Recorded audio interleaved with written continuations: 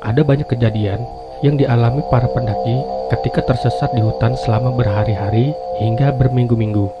Selama tersesat, mereka hanya mengisi perut dengan perbekalan yang tersisa, meski hanya sebatas meminum setenggak air putih. Tak hanya itu, mereka juga mengalami hal-hal yang tidak masuk akal. Berikut kisah-kisah para pendaki yang selamat setelah tersesat di hutan.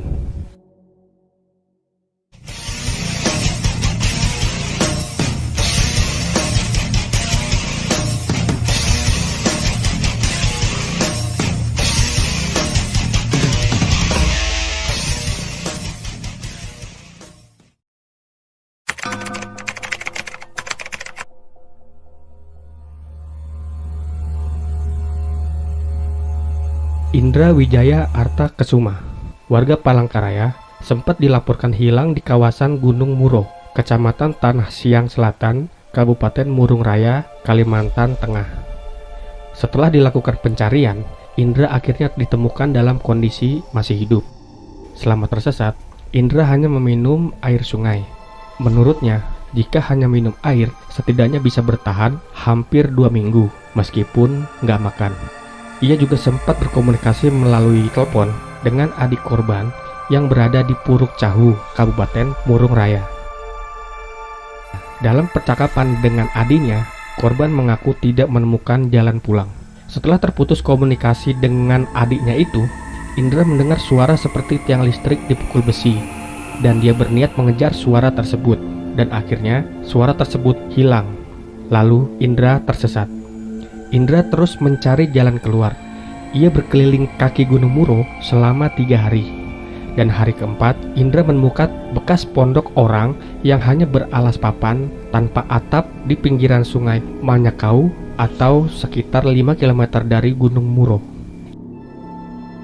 Indra memutuskan tetap tinggal di pondok tersebut dengan maksud menunggu warga lewat pondok dan minta bantuan untuk pulang. Korban menunggu di pondok itu untuk bertahan hidup hanya dengan makan umbut, pisang, dan air sungai. Setelah hari terakhir, korban bertemu dengan warga yang sedang berburu dan langsung minta bantuan dengan orang itu ke desa terdekat. Saat ditemukan, Indra terlihat lemas karena sudah 1 minggu tidak makan.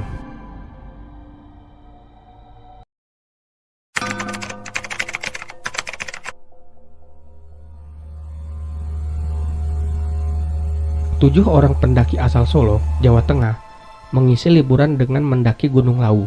Akhirnya, mereka mulai mendaki pada Sabtu 25 Juli 2015. Mereka berangkat dari Solo menuju posko Cemoro Kandang.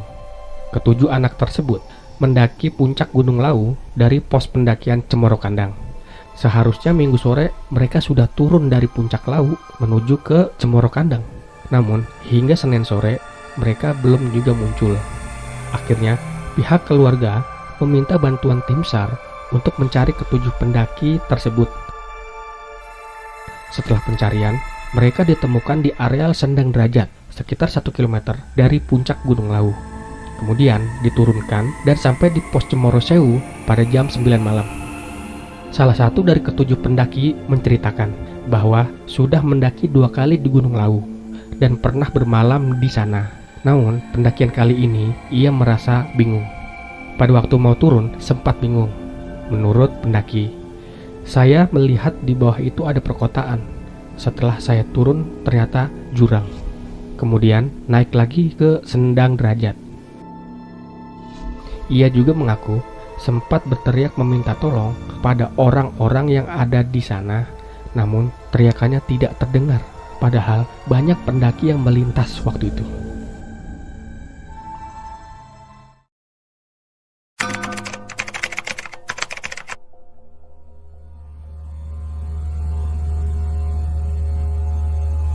Anak tanpa identitas ini ditemukan di dekat aliran sungai Kalibacin sekitar 3 km dari perumahan terdekat Grumbul, Gunung Anyar, Desa Kerajaan, Kecamatan Pakuncen, Kabupaten Banyumas, Jawa Tengah. Penemuan anak itu terjadi pada 3 November 2017 saat warga sekitar sedang berada di lereng selatan Gunung Slamet, Banyumas. Tiba-tiba mereka melihat anak tersebut sedang terbaring lemas. Remaja itu masih hidup. tetapi dengan badan yang amat kurus. Saat dibangunkan, anak berusia sekitar 15 tahun itu meminta makanan ke warga.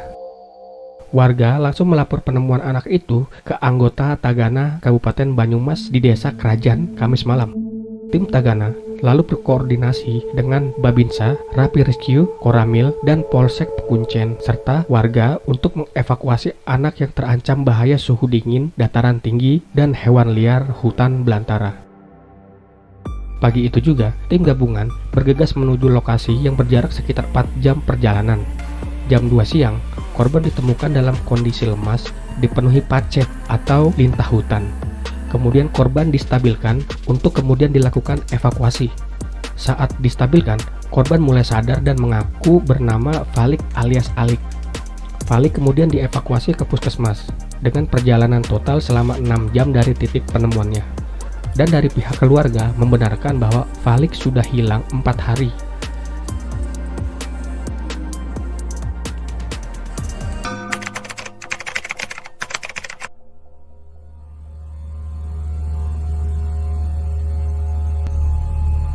Seorang pendaki, Muhammad Haris Munandar, hilang karena terpisah dari rombongan. Ia hilang saat melakukan pendakian di Gunung Slamet, Jawa Tengah.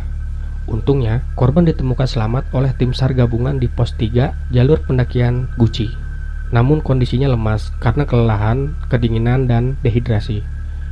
Korban hilang karena terpisah dari rombongan. Dan apalagi korban tidak membawa perbekalan makanan yang cukup, serta tidak membawa jaket atau jas hujan. Saat ditemukan, jaket yang digunakan korban sudah basah kuyup terkena hujan. Korban hanya tinggal membawa minuman susu yang disimpan dalam botol aqua. Berdasarkan keterangan temannya, korban terpisah saat perjalanan turun dari puncak Slamet. Saat itu, korban izin hendak buang air besar. Sementara, sebagian temannya terus melakukan perjalanan turun. Mereka mengira korban tidak terlalu lama buang air besar.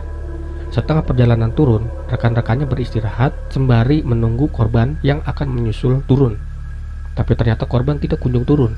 Akhirnya, rekannya berinisiatif kembali naik ke puncak untuk mencari. Sudah lama melakukan pencarian, namun tidak berhasil. Apalagi kondisi cuaca semakin diselimuti kabut yang tebal. Akhirnya, mereka melapor ke tim SAR, karena sebelum pendakian, mereka tidak melapor ke pos 1. Muhammad Haris Munandar dilaporkan hilang saat melakukan pendakian Gunung Slamet. Ia melakukan pendakian bersama 8 rekannya melalui jalur pendakian Guci.